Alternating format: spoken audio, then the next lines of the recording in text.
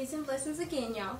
If you watch my videos, you know that I just uploaded a video right before this one. Same place, same outfit, because I decided to cut it into two videos because it's kind of two separate topics. They're related but kind of separate, and I didn't want to make either video too long because people don't have time to watch long YouTube videos. So this video, I just want to give you guys a few tips for Ramadan. Tip number one, sleep with something to eat and drink next to your bed. If you are a awesome faster and you don't make no mistakes and you got this thing down to a T, sleep with something to eat and drink next to your bed. A bottle of water, maybe 3 dates, a bottle of water, maybe a banana, something that you can eat very quickly, because sometimes our bodies just do not wake up. I don't care how many alarm clocks you have set. I don't care. Sometimes even if you have other people in the house and they're supposed to wake you up, sometimes they might oversleep. And it's very difficult to fast when you have not had suhoor.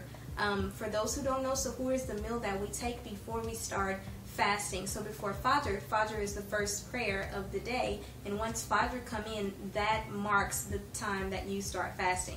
So before Fajr comes in, you're supposed to have suhoor so that you have some food in your body before you start your day of fasting. So it never fails that my husband and I, for some reason, we tend to, at least one day out of every single Ramadan, we tend to wake up like 5 minutes before Fajr. And so that's not even enough time to go into the kitchen and prepare a proper meal. So that's why I say sleep with something to eat and drink next to your bed. Inshallah, I plan to do that this Ramadan. I plan to have some water and some dates and maybe a banana, something small for my husband and I to eat, just in case we wake up like 5 minutes before Fajr and we're like, I gotta eat, I gotta drink. I remember, I think this was last year. Quick story for you. I think this was last year. My husband and I woke up and it was probably less than 5 minutes until Fajr was about to go off. So we had, like, if I remember correctly, less than 5 minutes to get something into our bodies. It takes me almost 3 minutes to get out of the bed and, you know, go into the kitchen. So I was like, I don't have no time to waste. And we just drank water. And we started our fast with water. It was difficult. I don't wish it on anyone.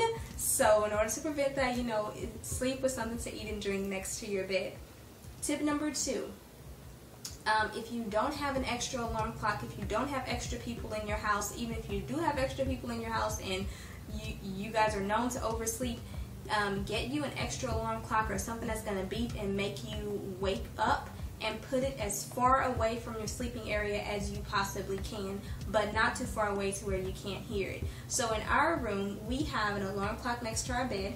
Inshallah, my husband will have his alarm set on his phone. I'll tell you about that in a minute. That's going to go with tip number two, probably 2-B. This is 2-A.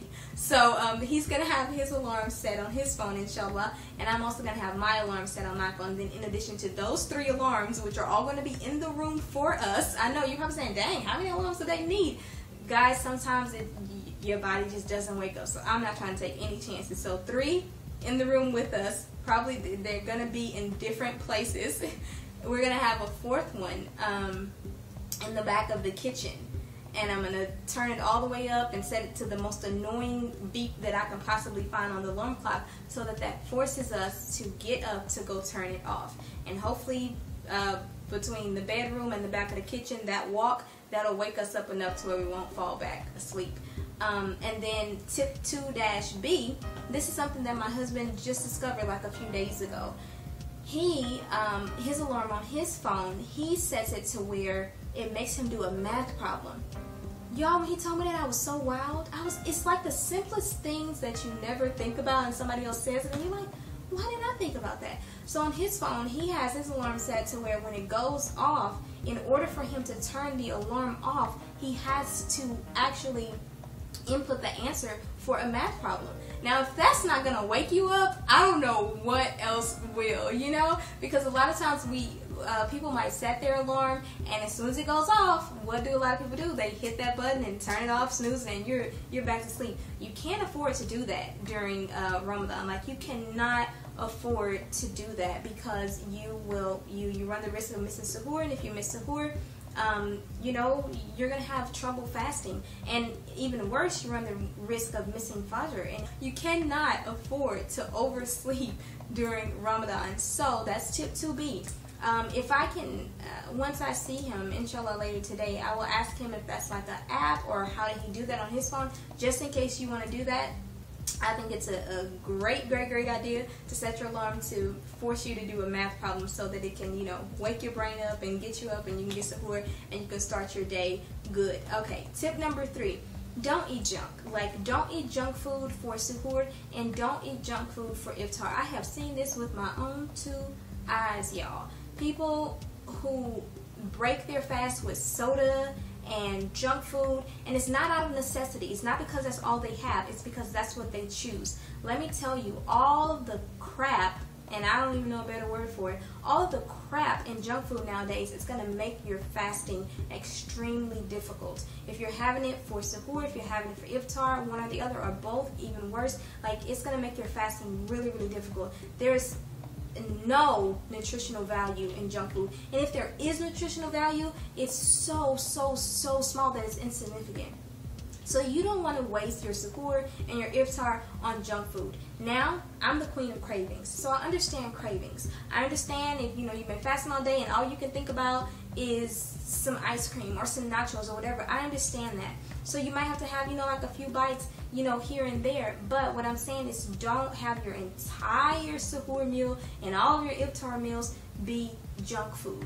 If you have the choice between natural fruit juice and soda, take the natural fruit juice. If you have a choice between juice and water, take the water. You know what I'm saying? Like, just make good choices about what you put into your body, because it's hot, so you want your body to be hydrated, and you want your body to have as many nutrients as it possibly can, so that you don't lose all of your energy, and that you're not drained and tired and fatigued and grouchy during your fasting period. And you can prevent all of that by what you choose to put into your body when you are not fasting. So be very cognizant of the meals and the snacks that you choose when you are not fasting, because it's going to have a significant impact on how you feel and how successful you are during the times that you are fasting. Number 4, if you know someone who hasn't been fasting and they don't have a valid reason for not fasting, take it upon yourself to lovingly encourage them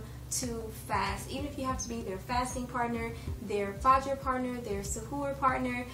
You know, give them a call, text message, something. Encourage them to fast, because for those who are taking advantage of this, you don't want to have a brother or sister around you in close vicinity and you're letting them not take advantage of this. This is a beautiful time for those who practice Islam.